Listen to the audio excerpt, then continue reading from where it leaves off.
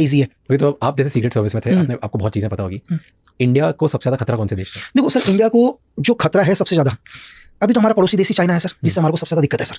Direct तरीके से भी सबसे ज्यादा दिक्कत हमारे को चाइना से ही है, क्योंकि चाइना कभी नहीं चाहेगा कि हम पावरफुल बने सर, क्योंकि पूरा का पूरा एशिया कंट्रोल चाइना ही चाहता है।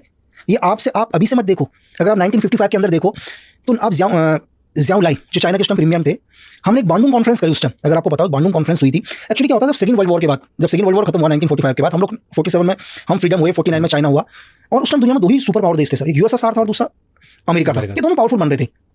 अभी दोनों पावरफुल बन रहे थे, दोनों पावरफुल बनने के लिए हम लोग भी चाहते थे यार हमारी भी अर्थव्यवस्था सही हो। उसके लिए सबसे पावरफुल लीडर नेहरू जी, अपने ज़ियाओलाई जिनको ब्रेन ऑफ चाइना कहा जाता है सर, दोनों ने डिसाइड किया कि यार हम क्यों ना एक बांडुंग कॉन्फ्रेंस करें और इसमें सारे यूरोप और एशिया के देशों को बुलाएं कि हमको भी आगे बढ़ने का अधिकार है। तो चाइना बिल्कुल, ये 1955 से देखो आप कि चाइना बिल्कुल ठीक है, कंधे से कंधा मिलाकर चल रहा है, ठीक है। और तभी 11 अप्रैल 1955 को सुबह 11 बजे एक इंसिडेंट हो जाता है कि जिस प्लेन के अंदर ज़ियाओलाई जा रहे थे, प्लेन हमारा था, इंडियन एयरलाइंस का प्लेन था, इसका निकनेम कश्मीर प्रिंसेस था। वो प्लेन इन्हें हांगकांग से लेकर जकार्ता लेके जाना था, ठीक है। क्रू मेंबर भी इंडिया का था उसमें 6 के 6, और ज़ियाओलाई को उस प्लेन में जाना था। और वो प्लेन के अंदर एक्चुअली क्या होता है, धमाका हो जाता है, ब्लास्ट हो जाता है, और ये प्लेन नथुला आइलैंड में जाके गिरता है। जब ये प्लेन नथुला आइलैंड में जाके गिरा, और उस दिन चाइना के प्रधानमंत्री नहीं बैठे इस प्लेन में, प्रीमियम आके उनके अपेंडिक्स का दर्द हो गया था। पूरा वर्ल्ड एक तरफ हो गया सर।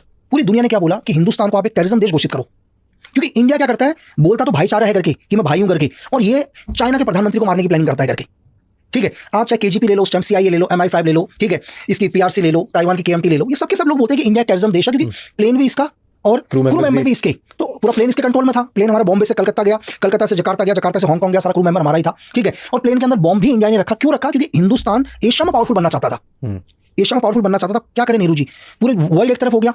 तो हमने, अब हमारे पास एक ही चाह रहा था कि हम कैसे भी अपने आप को इनोसेंट प्रूफ करें सर।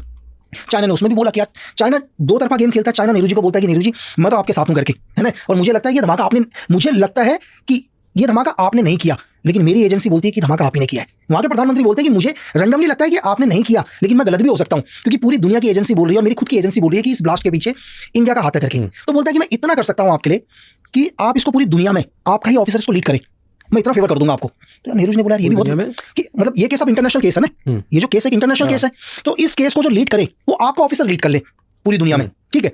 तो यार नेहरू जी ने कहा ये भी बहुत अच्छी बात है सर, आप हमारे को इतना सपोर्ट कर रहे हो और क्या चाहिए, ठीक है। अब हमारे एक ऑफिसर रामेश्वर नाथ काओ, जिन्होंने आरएन खड़ी करी, जिन्होंने लास्ट में रॉ खड़ी करी थी सर, RNW खड़ी करी उन्होंने, वो जाते हैं जब उस केस का इन्वेस्टिगेशन करना शुरू करते हैं ना सर, जब थ्योरी निकलती है लास्ट में, तो थ्योरी में पता चलता है कि इस धमाके के पीछे ताइवान का हाथ था, अमेरिका ने डेटोनेटर दिया था, रशिया को पूरा पता था क्या हो रहा है करके, और खुद चाइना के प्रधानमंत्री को 6 घंटे पहले पता चल गया था कि प्लेन के अंदर बॉम्ब रखा हुआ है करके, लेकिन चाइना के प्रधानमंत्री ने बोला कि धमाका होने दो करके, ठीक है। मतलब इस धमाके को आप होने दो।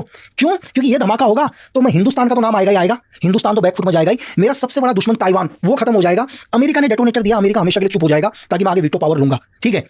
चाइना का गेम, और जब कि चाइना ने क्यों फेवर किया, एक सबसे बड़ा क्वेश्चन ये है कि लोगों ने उस टाइम बोला कि यार चाइना ने ये फेवर क्यों कर दिया कि हिंदुस्तान का एक ऑफिसर को लीड करे। उसके पीछे की कहानी सुनो, क्योंकि चाइना को ये लगता था कि दुनिया में सबसे बेवकूफ लोग हिंदुस्तानी है, अगर कोई अमेरिकन CIA का इसको लीड करेगा, KGP का लीड करेगा, MI5 का लीड करेगा तो खोल देगा। लगा हिंदुस्तान का तो सारे बेवकूफ है, जैसा चाहूंगा वैसा घुमाऊंगा फुटबॉल की तरह, तो मदद भी इसलिए करी ताकि कभी केस ना खुले करके। तो ये उस टाइम का चाइना है सर। और ये कैसे पता आपको? ये बहुत ओपन है? नहीं ओपन नहीं है, पता है मेरे को पूरी इसकी थ्योरी सर। क्या बात है। तो अब 1955 से सोच लो आप, और वो एक ऐसा इंसिडेंट था जिस इंसिडेंट से सर अमेरिका को ताइवान के साथ अपना समझौता तोड़ना पड़ा सर, और वीटो पावर देना पड़ा आगे चाइना को। एक इंसिडेंट, क्योंकि डेटोनेटर अमेरिका का था सर, उस बॉम्ब में यूज किया हुआ डेटोनेटर अमेरिका का था। सिर्फ उस अमेरिका ने सिर्फ एक ही क्वेश्चन बोला उस टाइम, जब चाइना ने अमेरिका के ऊपर भी ब्लेम किया कि ये बॉम्ब तुमने दिया है। अमेरिका ने बोला नहीं, बोला कि डेटोनेटर मेरा है, मैं मानता हूं, लेकिन बॉम्ब के अंदर 3 चीजें और है, एक्सप्लोजिव लगा हुआ है, पावर सोर्स लगा हुआ है, ठीक है, मैकेनिज्म लगा हुआ है। ये 3 चीज कौन से देश के, ये भी तो बताओ। चलो डेटोनेटर तो बोला कि हो सकता है मेरे देश का हो, कोई यहाँ से लेके गया हो, लेकिन ये ऐसा इंसिडेंट था कि अमेरिका को ताइवान के साथ अपना समझौता तोड़ना पड़ा। और ब्रेन चाइना का देखो ना कि एक आदमी ने बैठकर इस प्लेन के अंदर आई थिंक 19 लोग थे सर, क्रू मेंबर लगा के, 19 में से 17 ऑन द स्पॉट खत्म हो गए थे। 17 आदमियों की कुर्बानी दी, अपने खुद के लोगों की भी कुर्बानी दी। चाइना के खुद के कम से कम 6 या 7 डेलीगेट चाइना के मारे गए सर।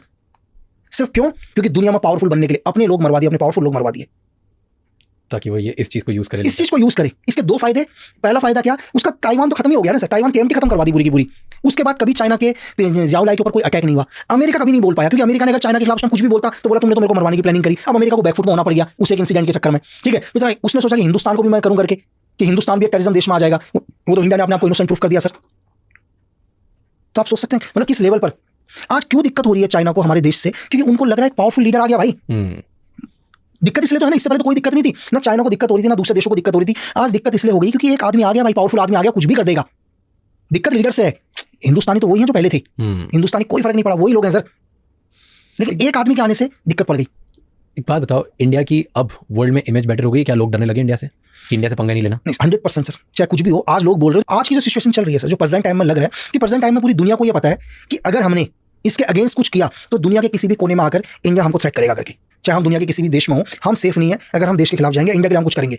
अच्छा,